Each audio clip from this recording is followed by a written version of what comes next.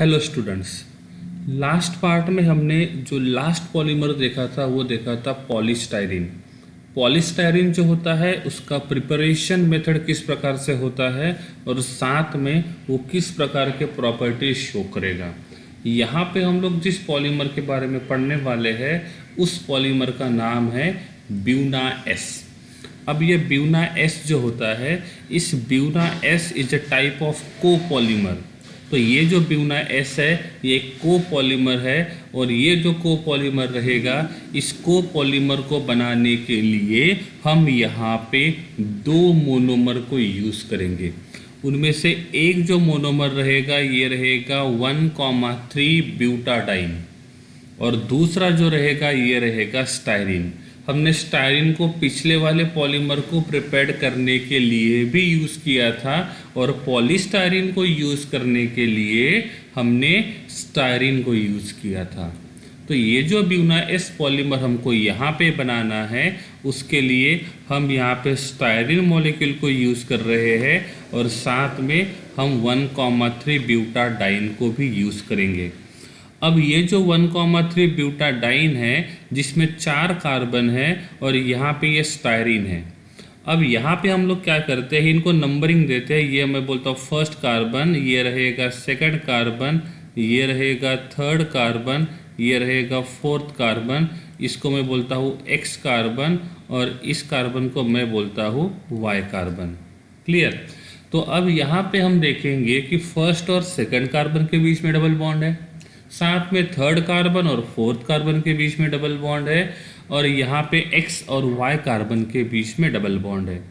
तो सबसे पहले हम लोग यहाँ पे फ्री रेडिकल मैकेनिज्म करते हैं और इस फ्री रेडिकल मैकेनिज्म के थ्रू हमने फर्स्ट कार्बन और सेकंड कार्बन के बीच का बॉन्ड ब्रेक कर दिया सिमेट्रिकल तरीके से। ठीक है।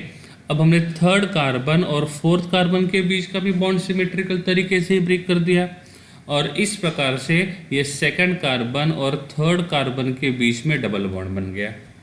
अब क्या बचा, ये जो ब्यूटाडाइन है इसके टर्मिनल कार्बन के पास अनपेड इलेक्ट्रॉन है, मतलब ये जो टर्मिनल साइड्स रहेंगे वो फ्री रहेंगे। अब एक्स और वाई के बीच का भी बॉन्ड हम ब्रेक करेंगे सिमेट्रिकल तरीके से ही।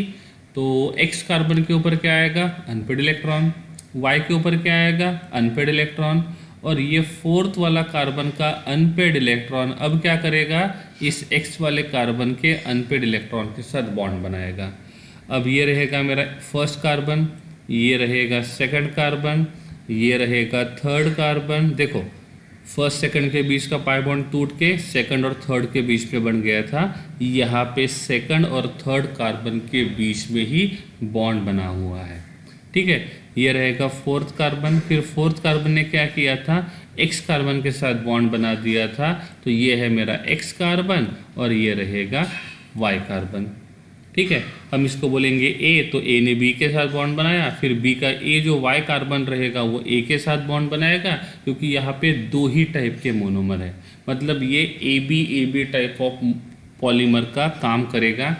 अब यहाँ पे कोपॉलीमर क्यों बोला होगा, बिकॉज कोपॉलीमर आता है एडिशन पॉलीमराइजेशन के अंदर जिसमें किसी प्रकार का कोई बाय प्रोडक्ट नहीं मिला और वैसे भी हमने जब ये रिएक्शन किया तब यहाँ पे किसी प्रकार का कोई भी बाय प्रोडक्ट नहीं मिला है और इसीलिए हमने यहाँ पे एक वर्ड को यूज़ किया हुआ है और उस वर्ड को हम बोलेंगे कोपॉलीमर।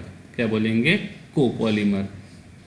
सो ब्यूटाडाइन स्टायरीन कोपॉलीमर भी इसको बोल सकते हैं, क्योंकि ब्यूटाडाइन और स्टायरीन इन दोनों का रिएक्शन करके ये कोपॉलीमराइजेशन रिएक्शन करके ये बना हुआ है। ठीक है।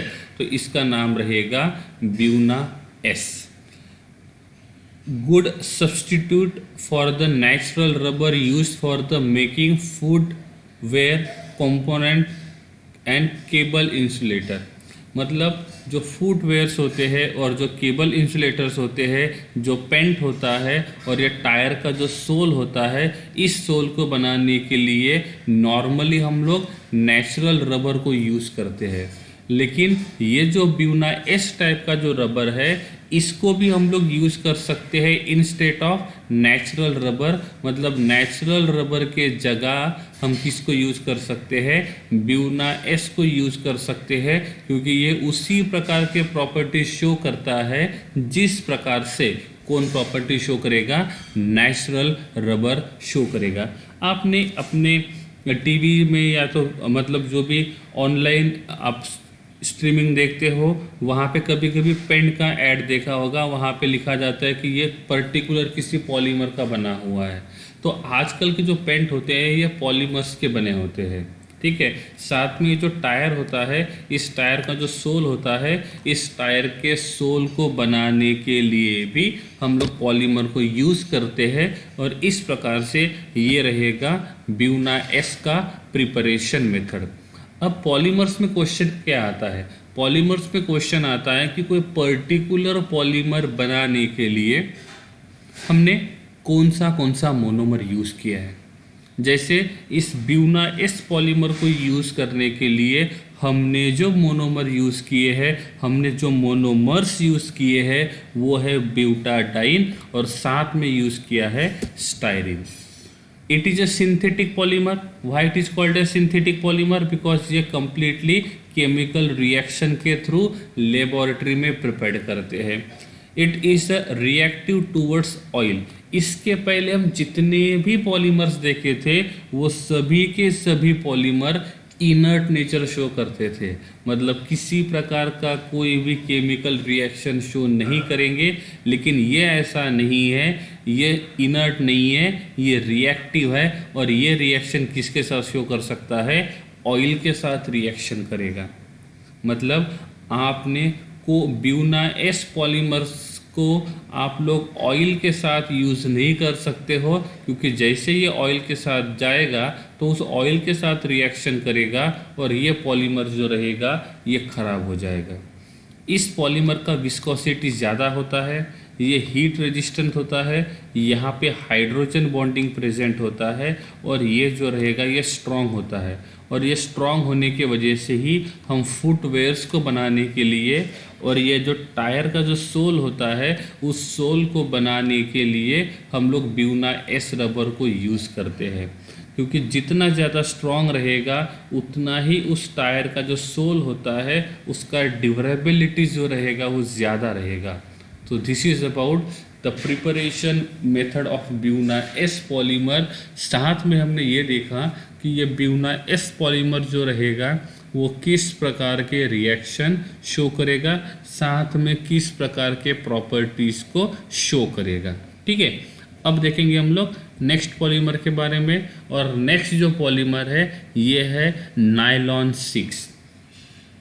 ये जो नायलॉन 6 पॉलीमर है ऑब्टेन्ड बाय हीटिंग कैप्रोलैक्टम, या तो इसको ई कैप्रोलैक्टम बोलते हैं। और इसको हम लोग हीट करेंगे किसके प्रेजेंस में, वाटर के प्रेजेंस में, क्लियर। तो अब क्या होगा, ये जो कैप्रोलैक्टम है पहले इसका मॉलिक्यूलर फार्मूला देख लेते हैं। यहाँ पे नहीं, मतलब C डबल कार्बन है तो ये रहेगा C डबल बॉन्ड O और यहाँ पे नाइट्रोजन प्रेजेंट है। इसका मतलब ये कौन सा लिंकेज हुआ, कौन सा फंक्शनल ग्रुप हुआ, ये हुआ अमाइड, क्योंकि C डबल बॉन्ड O किसको अटैच्ड है, नाइट्रोजन को अटैच्ड है। तो यहाँ पे रहेगा C डबल बॉन्ड O, यहाँ पे रहेगा CH2, ये CH2, ये CH2, CH2, CH2 और ये रहेगा NH। और ये जो मॉलिक्यूल है इस मॉलिक्यूल का कॉमन नेम जो है वो क्या है, ई कैप्रोलैक्टम। और ये जो ई कैप्रोलैक्टम है, इस ई कैप्रोलैक्टम को जब हम लोग हीट करते हैं तो हीट करने के बाद इस बॉन्ड को तोड़ेगा। और जैसे ही ये इस बॉन्ड को तोड़ेगा तो क्या होगा, क्या होगा, इस बॉन्ड को तोड़ने के बाद यहाँ पे हमको मिलेगा C डबल बॉन्ड O और यहाँ पे कौन मिलेगा, N। और ये इस प्रकार से यहाँ पे थोड़ा डिफरेंट स्ट्रक्चर शो किया हुआ है, क्योंकि यहाँ पे जो NH है वो यहाँ पे नहीं इधर होना चाहिए था, ठीक है। हम इस फिगर को देखेंगे, इस फिगर को, ठीक है। तो जैसे ही यहाँ का बॉन्ड ब्रेक करेंगे तो हमको मिलेगा C डबल बॉन्ड O और इस कार्बन के पास फ्री साइड, जैसे इस कार्बन के पास देखो फ्री साइड है। फिर यहाँ पे कितने CH2 मिलेंगे, ये 1 2 3 4 5, तो हमारे पास रहेंगे CH2/5 और उसके बाद हमको मिलेगा NH। और इस प्रकार से ये इसको हम लोग C टर्मिनल बोल सकते हैं और इसको हम लोग N टर्मिनल बोलेंगे। और इस प्रकार से ये रहेगा नायलॉन 6 का प्रिपरेशन मेथड।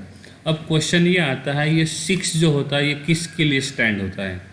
ये 6 जो होता है वो स्टैंड होता है कि हमने यहाँ पे जो मोनोमर यूज़ किया हुआ है, इस मोनोमर के पास, एक मोनोमर के पास total number of carbon atoms कितने हैं? Total number of carbon atoms कितने हैं? 1 2 3 4 5 6, और टोटल 6 कार्बन होने के वजह से हम यहाँ पे ये 6 लिखते हैं। तो ये जो 6 लिखा हुआ है नायलॉन 6, तो 6 का मतलब होता है कि यहाँ पे इस पॉलीमर को प्रिपरेशन करने के लिए, प्रिपेयर करने के लिए हमने जिस मोनोमर को यूज़ किया है उस मोनोमर में total number of carbon atoms कितने हैं? 6 है। And that's why it is called as nylon 6। First point लिखा हुआ है, it is amide linkage. Amide linkage, polyamide ज़्यादा सही रहेगा क्योंकि एक पॉलीमर, एक मोनोमर में एक अमाइड लिंकेज है, और ऐसे जब n number of monomer unit हम लोग यूज़ करेंगे तो वो बन जाएगा पॉलीअमाइड। अमाइड क्यों बोला होगा? क्योंकि C+O अटैच टू N, और इस प्रकार के लिंकेज को बोलते हैं amide linkage. It show linear nature, मतलब ये जो रहेगा ये लीनियर पॉलीमर का टाइप है, ये बहुत स्ट्रांग होता है। इट शो थर्मोप्लास्टिक नेचर, मतलब इसका मतलब हमने पहले ही पढ़ा था। क्या पढ़ा था? याद कीजिए थोड़ा सा। तो हमने थर्मोप्लास्टिक का मतलब पढ़ा था, हीट करने के बाद वो सॉफ्ट बनेगा, और इसको हम लोग यूज़ करते हैं ये कारपेट को बनाने के लिए। जो सॉफ्ट वाला कारपेट होता है, इस कारपेट को बनाने के लिए हम लोग नायलॉन 6 को यूज़ करते हैं। टायर को बनाने के लिए भी नायलॉन 6 को यूज़ करते हैं। साथ में जो रोप होता है, इस रोप को बनाने के लिए भी हम लोग नायलॉन 6 पॉलीमर को यूज़ करते हैं। ठीक है, तो नायलॉन 6 में क्या पढ़ा? एक बार रिवाइंड करते हैं। नायलॉन 6 में पढ़ा कि नायलॉन 6 का 6 नंबर क्यों आता है? क्योंकि इसके एक मोनोमर में नंबर ऑफ कार्बन एटम होते हैं 6, और ये ई कैप्रोलैक्टम जो होता है इसका मोनोमर वो अमाइड लिंकेज में होता है, और इस प्रकार से जब ये पॉलीमर बनाएगा तब भी वहाँ पे अमाइड लिंकेज ही बनेगा, and that's why it is called as polyamide. अब देखते हैं हमारा नेक्स्ट पॉलीमर, और ये जो नेक्स्ट पॉलीमर है इसका नाम है नायलॉन 6,6। आप नायलॉन 6 में देखा था तो 6 नंबर का मतलब क्या होता है? तो आप यहाँ से पता लगा सकते हो कि यहाँ पे 2 बार 6 लिखा हुआ है। ठीक है, अब इसका प्रिपरेशन मेथड हमने ऑलरेडी स्टार्टिंग में देखा था। एडिपिक एसिड, इसके पास 2 फंक्शनल ग्रुप है।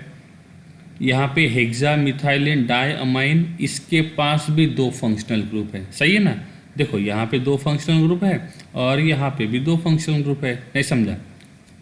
अब क्या होगा, इस यहाँ से जाएगा OH और यहाँ से जाएगा H, तो क्या बन जाएगा? H2O। मतलब यहाँ पे हमको बाय प्रोडक्ट मिलेगा, तो ये कौन सा होना चाहिए? एडिशन या कंडेंसेशन? क्या लगता है? कंडेंसेशन होना चाहिए। क्यों? क्योंकि यहाँ पे हमको बाय प्रोडक्ट मिल रहा है। तो अब क्या होगा, ये जो C डबल बॉन्ड, देखो ये कार्बोक्सिलिक एसिड ग्रुप था और ये अमाइन लिंकेज था। अब ये C डबल बॉन्ड वो इस नाइट्रोजन के साथ बॉन्ड बनाएगा, तो इस प्रकार से लिंकेज यहाँ पे बन जाएगा। और जब ये लिंकेज बनेगा तो इस लिंकेज को बोलेंगे हम लोग अमाइड लिंकेज, और जब ऐसे बहुत सारे अमाइड लिंकेज रहेंगे तब उसको बोलेंगे पॉलीअमाइड लिंकेज। अब देखो यहाँ पे हमने एक पॉलीमर को बनाने के लिए हमने 2 मोनोमर को यूज़ किया है। इस मोनोमर में कितने कार्बन है? 1 2 3 4 5 6। इस मोनोमर में 1 2 3 4 5 6, तो दोनों मोनोमर पे 6 कार्बन होने की वजह से यहाँ पे हम 2 बार जो 6 वर्ड लिखते हैं, इसका मतलब होता है क्योंकि इस नायलॉन 6,6 को बनाने के लिए हमने जो 2 मोनोमर यूज़ किए हैं उन दोनों मोनोमर के पास नंबर ऑफ कार्बन एटम्स कितने हैं, 6 कार्बन एटम है, and that's why it is called as nylon 6,6। अब इसको 66 नहीं बोलेंगे क्योंकि टोटल कार्बन 66 नहीं है, टोटल कार्बन है 6 और 6 एक मोनोमर में, and that's why it is called as nylon 6,6। इनके प्रॉपर्टीज पढ़ेंगे। रिपीटिंग यूनिट जो रहेगा वो अमाइड है, C डबल बॉन्ड वो NH, तो पॉलीअमाइड बोलेंगे। ये लीनियर होता है, नो ब्रांचेस। ये स्ट्रॉन्ग होता है, थर्मोप्लास्टिक होता है, थर्मोप्लास्टिक नेचर शो करेगा। हाँ, ये वाटर रेजिस्टेंट होता है, और वाटर रेजिस्टेंट होने की वजह से इस नायलॉन 6,6 से बनाए हुए मटेरियल्स जो होते हैं हम लोग वाटर में भी यूज कर सकते हैं। जैसे हम लोग बोलेंगे कि जो फिशिंग नेट होता है, फिश पकड़ने का जो नेट होता है, वो नेट हमेशा वाटर के कांटेक्ट में ज़्यादा आता है, और उस टाइम पे उस नेट को बनाने के लिए हम जो पॉलीमर यूज करते हैं, इफ वो वाटर रिएक्टिव रहेगा तो क्या होगा, जैसे ही उस नेट को वाटर में डालेंगे तो वो वाटर के साथ रिएक्शन करके वो नेट जो रहेगा वो खराब हो जाएगा। इसीलिए वहाँ पे हमको जो नेट यूज करना पड़ेगा वो कौन सा होना चाहिए, वाटर रेजिस्टेंट होना चाहिए, ताकि उसको हम लोग वाटर में यूज करेंगे तो भी उस नेट के ऊपर, उस पॉलीमर के ऊपर किसी प्रकार का कोई भी एडवर्स इफेक्ट नहीं होना चाहिए। तो ये जो नायलॉन 6,6 होता है, ये वाटर रेजिस्टेंट होने की वजह से इसको हम लोग वाटर के कांटेक्ट में आने वाले मटेरियल्स बनाने के लिए भी यूज कर सकते हैं।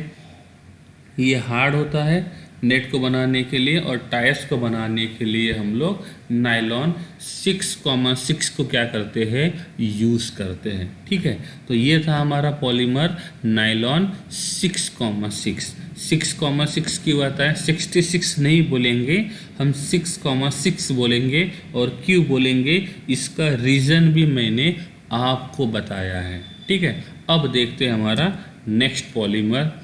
नेक्स्ट जो पॉलीमर है ये है टेरिलीन। अब ये जो टेरिलीन है, इस टेरिलीन को बनाएंगे कैसे, इस टेरिलीन को बनाने के लिए हमने यूज़ किया है डायमिथाइल टेरेप्थैलेट।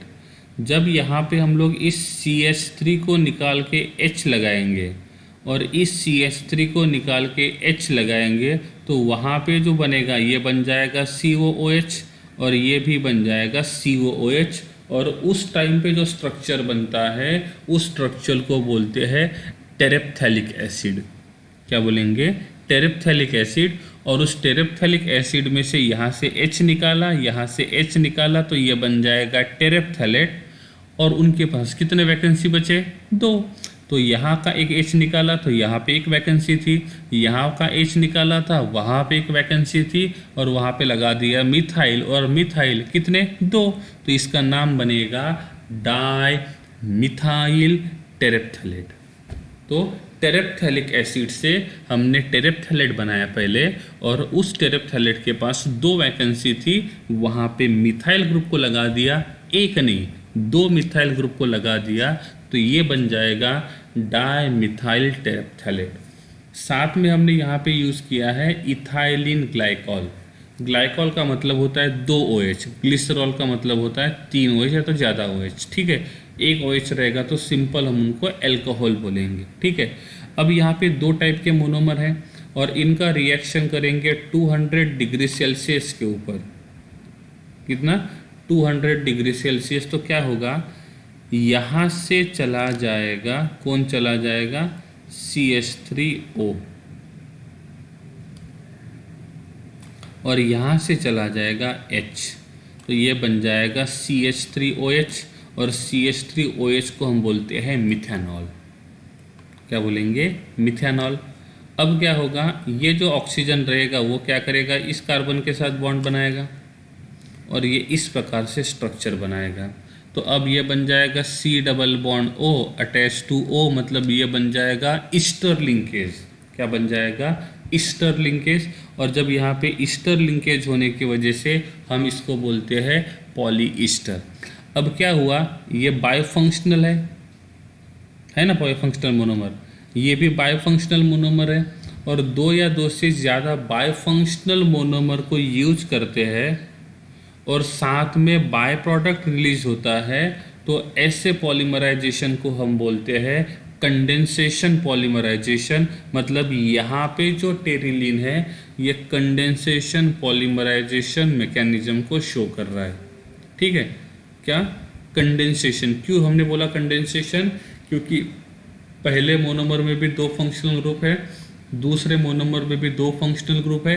हमने प्रीवियस वीडियो में देखा था कि कंडेंसेशन पॉलीमराइजेशन होने के लिए कंडीशंस क्या है। तो पहली कंडीशन थी मोनोमर्स एक से ज़्यादा होने चाहिए, और वो जो मोनोमर्स रहेंगे वो या तो बाय या तो ट्राई फंक्शनल होने चाहिए। ये जो पॉलीईस्टर होता है, इस पॉलीईस्टर के डिफरेंट नेम है। जैसे पॉलीईस्टर को डैक्ट्रॉन नाम से भी जाना जाता है, टेरिलॉन से भी जाना जाता है, क्रोनॉर से भी जाना जाता है, और माइलार भी कहा जाता है। तो these are the different names, industrial names है, और हर जगह इसको अलग अलग नेम से जाना जाता है। लेकिन नॉर्मली हम लोग जो यूज़ करते हैं वो होता है पॉलीईस्टर बोलेंगे, या तो उसको हम लोग टेरिलीन बोलेंगे। ये जो होता है, ये ईस्टर जो होता है वो मतलब रिपीटिंग यूनिट रहेगा। यहाँ पे C double bond O attach to C, मतलब ये रहेगा ईस्टर लिंकेज। ये लीनियर होता है, नो ब्रांचेस। साथ में ये थर्मोप्लास्टिक नेचर शो करेगा, मतलब जितना हीट करेंगे उतना ये सॉफ्ट बनता जाएगा। It is less elastic than nylon. तो नायलॉन जो होता है 6 रहे या 6,6 रहे, ये जितना इलास्टिक नेचर शो करते हैं, इससे इसका इलास्टिक नेचर जो रहेगा वो थोड़ा सा कम रहेगा। Water houses for the fire fighting operation. अब वाटर हॉसेस का मतलब क्या होता है? वाटर हॉसेस का मतलब होता है हम वाटर को कंडक्ट करने के लिए, वाटर को कैरी करने के लिए जिस पाइप को यूज़ करते हैं उस पाइप को बोलते हैं वाटर हॉसेस। जैसे घर में जो मतलब किचन में जो बेसिन होता है, उस बेसिन का जो पानी होता है वो पानी हम लोग दूसरे पाइप में, मतलब गटर के लाइन में हम लोग ज्वाइन करने के लिए उसके नीचे एक छोटा सा पाइप यूज करते हैं। उस पाइप को भी हम लोग हॉसेस बोल सकते हैं। तो हॉसेस का मतलब होता है नॉर्मली वाटर को कंडक्ट करने के लिए जिस पाइप को यूज़ करते हैं उसको बोलते हैं वाटर हॉसेस। ठीक है, साथ में देखो यहाँ पे ये फायर ब्रिगेड की जो गाड़ी होती है, उस फायर ब्रिगेड के गाड़ी में हम लोग इस प्रकार से पाइप देखते हैं। तो ये जो पाइप होता है थोड़ा सा सॉफ्ट भी होता है। ठीक है, और ये सॉफ्ट होने की वजह से इसको इजीली कैरी कर सकते हैं, इसको हम लोग इजीली फोल्ड, मतलब स्मॉल जगह लेके जा सकते हैं।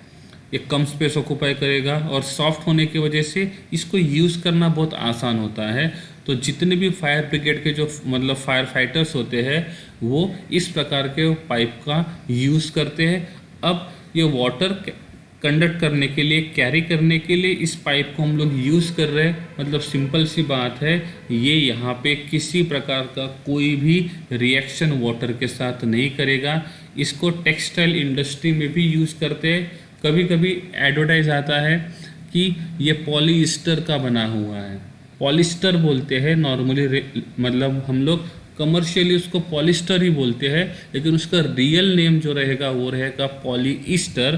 तो ये पॉलीईस्टर के जो क्लॉथ्स होते हैं वो बनाने के लिए टेक्सटाइल इंडस्ट्री में हम इस टेरिलीन के पॉलीमर को भी क्या करते हैं, यूज़ करते हैं। ठीक है, साथ में ये जो कन्वेयर बेल्ट होता है, मतलब एक जगह से सामान दूसरी जगह लेके जाने के लिए यहाँ पे एक रबर का बनाया हुआ या पॉलीमर का बनाया हुआ एक थिन लेयर यूज़ करते हैं। तो ये थिन लेयर बनाने के लिए भी हम लोग इस टेरिलीन को यूज़ करते हैं। जो रोप होता है उस रोप को बनाने के लिए भी इस टेरिलीन पॉलीमर को क्या करते हैं, यूज़ करते हैं। ठीक है, तो ये हमने पढ़ा किसके बारे में, टेरिलीन पॉलीमर के बारे में। हमारा नेक्स्ट जो पॉलीमर रहेगा ये रहेगा फिनॉल फॉर्माल्डिहाइड पॉलीमर। इसका दूसरा जो नाम रहेगा ये रहेगा बैकेलाइट। ये दोनों नाम से जाना जाता है। कहीं पे लिखा जाता है फिनॉल फॉर्माल्डिहाइड पॉलीमर और कहीं पे लिखा जाता है बैकेलाइट। अब इसको फिनॉल फॉर्माल्डिहाइड क्यों बोलते हैं? क्योंकि इस पॉलीमर को बनाने के लिए, मतलब बैकेलाइट को बनाने के लिए हम यहाँ पे जो मोनोमर यूज करते हैं उनमें से एक होता है फिनॉल और दूसरा होता है formaldehyde, and that's why it is called as phenol formaldehyde polymer.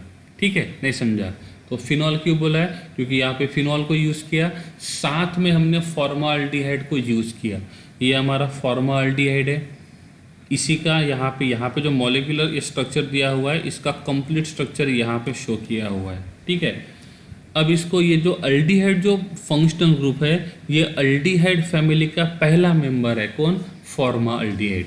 इसको हम लोग कार्बोनिल ग्रुप बोलते हैं और ये कार्बोनिल बॉन्ड जो होता है पोलर होता है और पोलर होने की वजह से इसके ऊपर, इस ऑक्सीजन के ऊपर चार्ज आता है पार्शियल नेगेटिव और इसके ऊपर जो चार्ज आएगा वो कौन सा आएगा? Partial positive. तो जब बॉन्ड ब्रेक करने की बारी आएगी तो बॉन्ड कहाँ पे शिफ्ट करेंगे? ऑक्सीजन पे शिफ्ट करेंगे। क्लियर? तो रिएक्शन कैसा होता है? ये रिएक्शन जो रहेगा वो कौन से मीडियम में होता है? बेसिक मीडियम में, क्योंकि आप यहाँ पे देख सकते हो कि हमने किसी बेस को यूज़ किया हुआ है। तो ये फिनॉल फॉर्माल्डिहाइड का रिएक्शन बेसिक मीडियम में पूरा होता है। जैसे हमने इस बॉन्ड को यहाँ शिफ्ट कर दिया तो ऑक्सीजन बन जाएगा नेगेटिव और कार्बन बन जाएगा पॉजिटिव। फिनॉल जो रहेगा वो क्या करेगा? अपना H+ आयन लूज करेगा और जब अपना वो H+ आयन लूज करेगा तो ऑक्सीजन के ऊपर चार्ज आएगा नेगेटिव। ये जो H+ रहेगा, ये जो H+ रहेगा वो कहाँ पे जाएगा? ऑक्सीजन के पास, मतलब ये एसिड के पास, सॉरी, ठीक है, सॉरी बेस के पास। तो जो हमने बेस यूज़ किया ये उसके पास जाएगा। ठीक है, अब होता ऐसे है कि ये जो C double bond O attach to H और H फॉर्माल्डिहाइड है, इसमें ये जो कार्बन है ये कार्बन इलेक्ट्रॉन डेफिशिएंट है और ऑक्सीजन जो रहेगा वो इलेक्ट्रॉन रिच रहेगा। यहाँ पे जो OH है ये +R के हिसाब से बेंजीन रिंग का इलेक्ट्रॉन डेंसिटी बढ़ाता है और हमने देखा था कि बेंजीन जो होता है वो इलेक्ट्रॉन रिच होता है खुद due to pi electron density, और ये खुद इलेक्ट्रॉन रिच होने की वजह से ये इलेक्ट्रॉन रिच को पुल नहीं करता है। किसको पुल करेगा? इलेक्ट्रॉन डेफिशिएंट को पुल करेगा। ठीक है, तो इलेक्ट्रॉन डेफिशिएंट को जब पुल करेगा तो इनमें से, इस कार्बोनिल ग्रुप में से ये कार्बोनिल कार्बन जो है वो इलेक्ट्रॉन डेफिशिएंट है और जो इलेक्ट्रॉन डेफिशिएंट रहेगा ये इलेक्ट्रॉन रिच है। तो इस बेंजीन रिंग के ऊपर, इस फिनॉल का जो बेंजीन रिंग है जो इलेक्ट्रॉन रिच है उसके ऊपर कौन रिएक्शन करेगा? ये जो फॉर्माल्डिहाइड का जो कार्बन रहेगा ये क्या करेगा? रिएक्शन करेगा। अब ये यहाँ पे +R इफेक्ट शो करेगा OH, और जब ये +R इफेक्ट शो करेगा तो ये एक्टिवेटिंग ग्रुप का काम करेगा, और जब ये एक्टिवेटिंग ग्रुप का काम करेगा तो ये दो ही पोजीशन का इलेक्ट्रॉन डेंसिटी बढ़ाएगा, एक रहेगा ऑर्थो का और दूसरा रहेगा पैरा का। और जब ये ऑर्थो और पैरा दोनों पोजीशन का इलेक्ट्रॉन डेंसिटी बढ़ाएगा, कौन बढ़ाएगा? ये फिनॉल का OH, क्योंकि OH शो +R इफेक्ट, और +R की वजह से ये ऑर्थो और पैरा जब दोनों का इलेक्ट्रॉन रिचनेस बढ़ाएगा तो आने वाला जो इलेक्ट्रॉन, देखो बेंजीन रिंग के ऊपर हमेशा इलेक्ट्रॉन डेफिशिएंट ही आएगा, इलेक्ट्रॉन रिच नहीं आएगा। क्यों नहीं आएगा? ये ऑर्गेनिक में हमने देखा था। ठीक है, तो अब ऑर्थो और पैरा दो इलेक्ट्रॉन रिच पोजीशन है इस फिनॉल के पास, तो ये फॉर्माल्डिहाइड क्या करेगा? ये जो इसका इलेक्ट्रॉन डेफिशिएंट कार्बन है और इलेक्ट्रॉन रिच ऑक्सीजन है, इनमें से किसके थ्रू रिएक्शन करना चाहिए? किसके थ्रू करेगा? ये करेगा कार्बन के थ्रू, क्योंकि कार्बन इलेक्ट्रॉन डेफिशिएंट है और ऑक्सीजन इलेक्ट्रॉन रिच है। तो जब ये कार्बन के थ्रू रिएक्शन करेगा तो ये कार्बन के थ्रू या तो ऑर्थो के ऊपर रिएक्शन कर सकता है, या तो वो कहाँ पे अटैक कर सकता है? पैरा पे अटैक कर सकता है। या तो ऑर्थो पे अटैक करेगा या तो कहाँ पे अटैक करेगा? पैरा पे अटैक करेगा। क्यों? क्योंकि ये +R इफेक्ट होने की वजह से उसको हम लोग ortho and para directing group भी बोल सकते हैं। मतलब वो उन दो पोजीशन को ही क्या करेगा? एक्टिवेट करेगा। ठीक है। उसके बाद क्या होगा, ये दो प्रोडक्ट बनाएगा। तो ये दो प्रोडक्ट जो बनाएंगे उनमें से पहला जो रहेगा वो कौन सा रहेगा, ऑर्थो वाला रहेगा, और दूसरा जो प्रोडक्ट रहेगा वो कौन सा रहेगा, पैरा का। तो आप देख सकते हो यहाँ पे हमको दो प्रोडक्ट मिले हैं। जो पहला जो प्रोडक्ट है ये कौन सा है, ऑर्थो। कब, जब ये CHO जो ग्रुप रहेगा, जब ये CHO ग्रुप जो रहेगा, जब ये ऑर्थो पोजीशन के ऊपर जाएगा तब ये हमको देगा ऑर्थो हाइड्रोक्सी मिथाइल फिनोल, और जब ये पैरा पे जाएगा तो हमको मिलेगा पैरा प्रोडक्ट। तो इस प्रकार से इस फिनॉल का रिएक्शन फॉर्माल्डिहाइड के साथ करने के बाद हमको दो प्रोडक्ट मिले। कौन से, एक मिला ऑर्थो प्रोडक्ट और दूसरा मिला पहला प्रोडक्ट, ठीक है। और जैसे ये ग्रुप यहाँ पे जाएगा तो यहाँ का H बाहर निकलेगा, और वो H जो रहेगा वो किसके साथ जाएगा, O के साथ जाएगा। क्योंकि आपको ये भी लगेगा कि सर यहाँ पे तो कार्बन के पास दो H थे, यहाँ पे भी है, लेकिन व्हाट अबाउट दिस ऑक्सीजन, ये तो O था, तो ये OH कैसे बना। OH इसलिए बना क्योंकि जब ये इलेक्ट्रॉन डिफिशिएंट कार्बन इस कार्बन के ऊपर अटैक करेगा, या तो पैरा पे, दो में से कोई भी एक, तो जब वो इस कार्बन के ऊपर अटैक करेगा तो इस कार्बन का वैलेंसी नॉर्मल से ज़्यादा हो जाएगा। उस टाइम पे वो अपनी स्टेबिलिटी को, एरोमेटिसिटी को मेंटेन रखने के लिए वहाँ से एक H+N लूज़ करेगा, वो इस ऑक्सीजन के पास आएगा, तो ये ऑक्सीजन जो रहेगा ये OH बन जाएगा, ठीक है। तो इस प्रकार से हमको यहाँ पे दो प्रोडक्ट मिले, एक मिला ऑर्थो और दूसरा मिला पैरा। तो बैकेलाइट को बनाने के लिए फिनॉल फॉर्माल्डिहाइड पॉलीमर को बनाने का ये हमारा फर्स्ट स्टेप है। ये जो बैकेलाइट है ना, ये थोड़ा कॉम्प्लेक्स रिएक्शन करता है, थोड़ा बड़ा रिएक्शन है, इसलिए थोड़ा ध्यान रखना है। तो स्टेप 1 में हमने फिनॉल और फॉर्माल्डिहाइड का रिएक्शन करके हमने ऑर्थो और पैरा दो प्रोडक्ट बना लिए। अब ठीक है, तो हमको ये मिला था ऑर्थो प्रोडक्ट, ठीक है। अब उस ऑर्थो प्रोडक्ट का रिएक्शन फिर से फिनॉल के साथ करेंगे, तो फिनॉल के यहाँ पे नहीं मतलब कौन है, H प्रेजेंट है, तो यहाँ का जो H रहेगा वो क्या करेगा, इस OH के साथ चले जाएगा, तो वाटर मॉलिक्यूल रिलीज करेगा। और जब वाटर मॉलिक्यूल रिलीज करने के बाद फिर क्या होगा, यहाँ से जो कार्बन है वो कार्बन क्या करेगा, इस ऑक्सीजन के साथ बॉन्ड बनाएगा, इस कार्बन के साथ बॉन्ड बनाएगा। तो ये इस प्रकार का स्ट्रक्चर क्या करेगा, शो करेगा। तो इस फिनॉल का रिएक्शन पहले इसके साथ किया ऑर्थो प्रोडक्ट के साथ, तो हमको इस प्रकार का स्ट्रक्चर मिलेगा।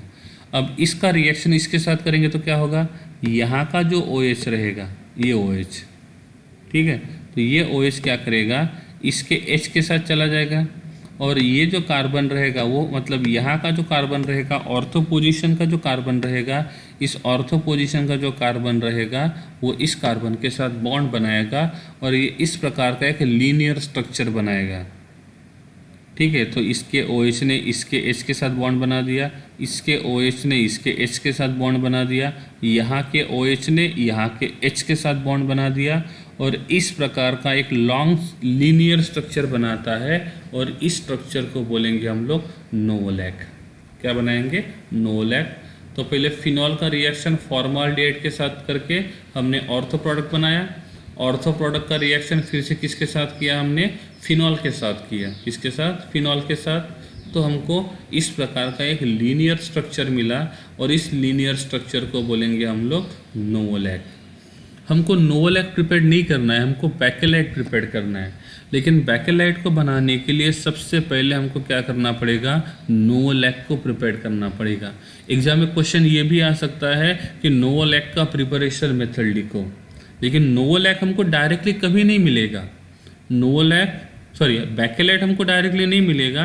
बैकेलाइट को बनाने के टाइम पे हमको बीच पे कौन मिलता है, नोवोलैक। तो इस प्रकार से यहाँ पे रहेगा ये नोवोलैक। अब क्या करेंगे, पहले जो नोवोलैक बनाया था वैसे ही हम लोग दूसरे नोवोलैक की एक चेन यूज़ करेंगे। तो यहाँ पे एक नोवोलैक की चेन है और यहाँ पे दूसरी नोवोलैक की चेन है, और दोनों के बीच में क्या करेगा, बॉन्डिंग बनेगा, और दोनों के बीच में बॉन्डिंग बनने के बाद ऐसा जो न्यू स्ट्रक्चर बनेगा उस स्ट्रक्चर को हम बोलेंगे बैकेलाइट, ठीक है। तो ये एक नोवोलैक का चेन था, ये दूसरा नोवोलैक का चेन था। इसका रिएक्शन हमने फॉर्माल्डिहाइड के साथ किया, और फॉर्माल्डिहाइड के साथ रिएक्शन करने के बाद ये इस प्रकार का स्ट्रक्चर शो किया। यहाँ पे ये एक नोवोलैक की चेन, ये दूसरी नोवोलैक की चेन, और दोनों के बीच में कौन है, CH2। यहाँ पे कौन है CH2, हाँ यहाँ पे भी CH2 रहेगा और यहाँ पे भी CH2 रहेगा। ठीक है, सेम पिक्चर आपको मतलब with CH2 and with CH2 आपके टेक्स्ट बुक में दिया हुआ है। ठीक है, और यहाँ पे ये कौन था, एक नोवोलैक का एक लीनियर चेन था, ये भी एक नोवोलैक का लीनियर चेन था। और जब दोनों लीनियर चेन को हमने ज्वाइन किया तो ज्वाइन करने के बाद जो स्ट्रक्चर बना वो इस प्रकार से। ठीक है, तो ये रहेगा फिनॉल फॉर्माल्डिहाइड पॉलीमर का प्रिपरेशन मेथड। अब ये देखना पड़ेगा कि ये फिनॉल फॉर्माल्डिहाइड जो रहेगा वो किस प्रकार के प्रॉपर्टी शो करेगा। ये जो होता है बैकेलाइट, ये क्रॉस लिंक पॉलीमर होता है। देखो, एक लीनियर चेन और दूसरे लीनियर चेन के बीच में ये क्रॉस लिंकिंग बन गई है। ये कम्प्लीटली सिंथेटिक है क्योंकि हमने लेबोरेटरी में प्रिपेयर किया हुआ है। It is a thermostatic. अभी तक जितने भी पॉलीमर हम लोग पढ़ते आ रहे थे उनमें से मोस्ट ऑफ द पॉलीमर जो थे वो थर्मोप्लास्टिक थे, लेकिन ये जो पॉलीमर है ये थर्मोप्लास्टिक नहीं है, ये पॉलीमर थर्मोसेटिंग पॉलीमर है। मतलब इस बैकेलाइट को आप हीट करोगे तो इसका ये जो क्रॉस लिंकिंग है ये क्रॉस लिंकिंग बढ़ जाएगा, और जितना क्रॉस लिंकिंग बढ़ेगा उतना उनके बीच का फोर्स ऑफ अट्रैक्शन बढ़ेगा, और फोर्स ऑफ अट्रैक्शन बढ़ेगा तो हार्डनेस बढ़ेगा। ये क्रॉस लिंकिंग की वजह से हार्ड होता है, साथ में ब्रिटल नेचर को शो करेगा। जो टेलीफोन था उस टेलीफोन का केस बनाने के लिए बैकेलाइट को यूज करते हैं। साथ में जो थर्मास फ्लास्क आता है उस थर्मास फ्लास्क को बनाने के लिए, उसका केस बनाने के लिए पॉलीमर को यूज करते हैं। ये इंसुलेटर का काम होता है, जिसके वजह से इस थर्मास के अंदर इफ़ हम कोई गर्म चीज़ या तो ठंडी चीज़ रखते हैं तो उसका टेम्परेचर जो रहेगा वो मेंटेन रखने का काम करेगा कौन, ये बैकेलाइट का केस। जो कॉम होता है कंघी बनाने के लिए, स्विचेस बनाने के लिए इसको यूज़ करते हैं। स्विचेस वगैरह इसलिए बनाने के लिए यूज़ करते हैं क्योंकि ये जो बैकेलाइट है ये हार्ड होता है, पहली बात। दूसरी बात, टेम्परेचर बढ़ भी जाता है तो वो किसी प्रकार का सॉफ्टनेस शो नहीं करेगा। ये इंसुलेटर का काम करता है, मतलब उसके कांटेक्ट में जो भी कोई आएगा उसको इलेक्ट्रिक शॉक लगने की जो प्रोबेबिलिटी है होती है वो बहुत कम हो जाती है। ठीक है, कभी कभी ऐसा भी होता है कि कहीं स्पार्किंग हो रही तो स्पार्किंग होने की वजह से टेम्परेचर बढ़ जाता है, और इफ़ हम उस टाइम पे थर्मोप्लास्टिक मटेरियल का बनाया हुआ बोर्ड या तो स्विच यूज़ करेंगे तो क्या होगा, वो स्पार्किंग की वजह से वहाँ पे जो हीट रिलीज होती है वो हीट क्या करेगी, उस पॉलीमर को मेल्ट कर देगी, और मेल्ट करने की वजह से वहाँ से पॉलीमर जो रहेगा वो धीरे धीरे निकल जाएगा, और जो स्पार्किंग वाला जो वायर था वो फ्री हो जाएगा, खुला हो जाएगा, और किसी को शॉक लगने का चांस बढ़ जाएगा। और इसीलिए इंसुलेटर होने की वजह से हम स्विचेस बनाने के लिए नॉर्मली बैकेलाइट पॉलीमर को यूज़ करते हैं। तो बैकेलाइट डायरेक्टली नहीं बनाता। बैकेलाइट क्यों हमने फिनॉल फॉर्माल्डिहाइड पॉलीमर क्यों बोला था, क्योंकि स्टेप 1 में हमने फिनॉल और फॉर्माल्डिहाइड को ही यूज़ किया था। वहाँ से क्या मिला था हमको, एक प्रोडक्ट मिला था, एक मिला था ऑर्थो, दूसरा मिला था पैरा। फिर क्या हुआ था, हमने वहाँ से एक लीनियर चेन बनाया जिसको हमने बोला था नोवोलैक। फिर नोवोलैक के 2 चेन को हमने क्रॉस लिंक किया, और क्रॉस लिंक करने के बाद हमने क्या बना दिया, बैकेलाइट को बनाया था। और इस प्रकार से ये रहेगा बैकेलाइट का प्रिपरेशन मेथड। और साथ में हमने ये भी देखा कि ये बैकेलाइट जो पॉलीमर रहेगा ये किस प्रकार के प्रॉपर्टीज़ को शो करेगा। ठीक है, हमारा नेक्स्ट जो पॉलीमर है, इस पॉलीमर का नाम रहेगा मेलामाइन।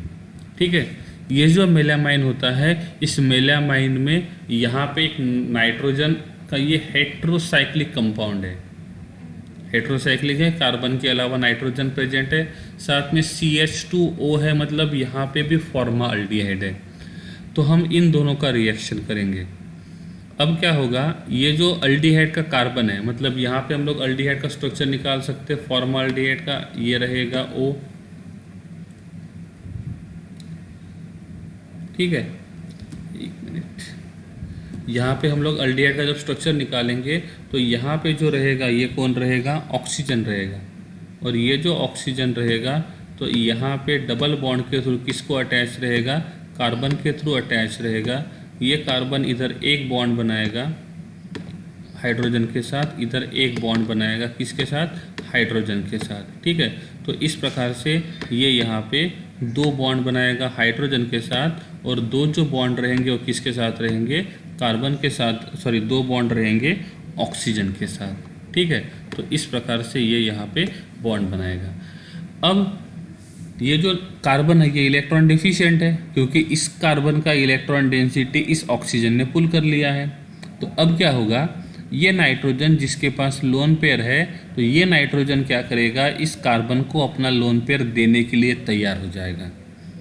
अभी तो इस नाइट्रोजन ने 3 बॉन्ड बनाए, लेकिन जैसे इस कार्बन के साथ एक और बॉन्ड बनाएगा तो इस नाइट्रोजन के बॉन्ड हो जाएंगे 4, तब वो क्या करेगा, एक हाइड्रोजन को लूज करेगा और ये नाइट्रोजन इस कार्बन के साथ बॉन्ड बनाएगा। फिर क्या होगा, इस कार्बन के पास 2 हाइड्रोजन तो पहले से है जो सेटिस्फाइड है, एक बॉन्ड ब्रेक करेगा तो ऑक्सीजन के ऊपर चार्ज आएगा माइनस, और यहाँ से जो हाइड्रोजन H+N लूज किया था वो जाएगा इस ऑक्सीजन के साथ, तो ये बन जाएगा CH2OH, और ये इस प्रकार का स्ट्रक्चर क्या करेगा, शो करेगा। जैसे इस अल्डिहाइड ने इस एक NH2 के साथ रिएक्शन किया हुआ है, वैसे ही ये जो अल्डिहाइड रहेगा, ये फॉर्माल्डिहाइड, ये यहाँ के भी NH2 के साथ और इस NH2 के साथ भी क्या करता है, रिएक्शन शो कर सकता है। लेकिन यहाँ पे एग्जाम्पल के लिए हमने एक ही साइड में रिएक्शन शो किया हुआ है, लेकिन जितने साइड में NH2 ग्रुप प्रेजेंट रहेंगे उतने साइड में ये फॉर्माल्डिहाइड क्या करेगा, रिएक्शन करेगा। यहाँ पे NH2 शो नहीं किया हुआ है, फिर भी वहाँ पे NH2 है। ठीक है, यहाँ पे शायद वो कट गया है, तो ये वाला NH2 यहाँ पे एज इट इज़ है, कोई चेंज नहीं हुआ है। बस यहाँ पे जो NH2 था वो बन गया NH, क्योंकि इसका एक H इस O के साथ चला गया, तो ये बन जाएगा CH2OH, और इस प्रकार से ये यहाँ पे बन गया। ये मेलामाइन नहीं बना, ये मेलामाइन का इंटरमीडिएट बना। तो मेलामाइन पॉलीमर बनाने के लिए सबसे पहले हमको क्या करना पड़ेगा, इस प्रकार का एक इंटरमीडिएट बनाना पड़ेगा। तो इसको हम बोलते हैं रेसिन इंटरमीडिएट, या तो हम इसको बोलेंगे मेलामाइन इंटरमीडिएट। ठीक है, अब हमारे पास जो मेलामाइन इंटरमीडिएट था, रेसिन इंटरमीडिएट था, वहाँ उसका रिएक्शन फिर से हमने किया, तो क्या हुआ, इसके पास क्या प्रेजेंट है, OH। देखो ये हमारा एक मोनोमर है ना, ऐसा दूसरा मोनोमर फिर से रहेगा। तो आप इमेजिन करो कि ऐसा एक मोनोमर यहाँ रखा हुआ है। ठीक है, तो उस मोनोमर का ये NH2 है, यहाँ पे प्रेजेंट कौन है, NH2, और यहाँ पे कौन है, OH। तो ये OH का क्या करेगा, ये OH जो रहेगा ये यहाँ का OH निकल जाएगा और इस NH2 में से H चला जाएगा, तो क्या बन जाएगा, H2O। और फिर यहाँ का जो CH2 रहेगा वो क्या करेगा, इधर के NH के साथ बॉन्ड बनाएगा, और इस प्रकार से ये क्या करेगा, लिंकेज बनाएगा। और जब ये पॉलीमर बनेगा तो इस प्रकार का स्ट्रक्चर क्या करेगा, शो करेगा। ये सिंपल पॉलीमर शो किया हुआ है, ये थोड़ा कॉम्प्लेक्स पॉलीमर। यहाँ पे 2 ही NH2 ने रिएक्शन किया है, यहाँ पे सभी के सभी NH2 जो हेट्रोसाइक्लिक रिंग को अटैच थे, उन सभी के सभी NH2 ने रिएक्शन किया है, तो ये इस प्रकार का क्रॉस लिंकिंग शो करेगा। ठीक है, जब ये 2 ही NH2 रिएक्शन करेंगे तो ज़्यादा क्रॉस लिंकिंग नहीं रहेगा, लेकिन जब तीनों के तीनों NH2 जब रिएक्शन करेंगे तब ये इस प्रकार का क्या करेगा, बड़ा क्रॉस लिंकिंग स्ट्रक्चर फॉर्म करेगा। सिंथेटिक की हुआ है वो तो आपको पता ही है, क्रॉस लिंक का मतलब आपके स्ट्रक्चर में ही लिखा हुआ है कि ये किस प्रकार का क्रॉस लिंकिंग शो करेगा। साथ में हमने यहाँ पे बाय प्रोडक्ट को रिलीज़ किया हुआ है, और जब हम बाय प्रोडक्ट को रिलीज़ करते तब उसको बोलेंगे हम लोग कंडेंसेशन पॉलीमराइजेशन, और यहाँ पे इस प्रकार से फंक्शनल ग्रुप प्रेजेंट है। ये भी थर्मोसेटिंग रहेगा, ये शायद हमने दूसरा देखा है जो थर्मोसेटिंग की प्रॉपर्टीज शो कर रहा है। इसके पहले देखा था, कौन देखा था, बैकेलाइट देखा था, और ये दूसरा है कौन सा, मेलामाइन, जो थर्मोसेटिंग प्रॉपर्टीज़ को शो करेगा। ये बैकेलाइट जैसे ही हार्ड होता है और किसी प्रकार का कोई भी इलास्टिक प्रॉपर्टी शो नहीं करेगा, लेकिन बैकेलाइट जो होता है ना वो ब्रिटल होता है, ये ब्रिटल नहीं होता है। मतलब बैकेलाइट जो रहेगा वो इजीली ब्रेकेबल होता है, लेकिन यहाँ पे ये जो मेलामाइन रहेगा ये किसी प्रकार के कोई मतलब इजीली ब्रेक नहीं होता है, तो हम इसको ज़्यादा अच्छे से यूज़ कर सकते हैं मटेरियल्स को बनाने के लिए। ठीक है, तो ये हमारा है polymer that is called as melamine. और ये जो मेलामाइन रहेगा, ये जितने हमने पढ़े उनमें से ये सेकंड पॉलीमर है जो क्या करेगा, थर्मोसेटिंग प्रॉपर्टीज़ को क्या करेगा, शो करेगा। ठीक है।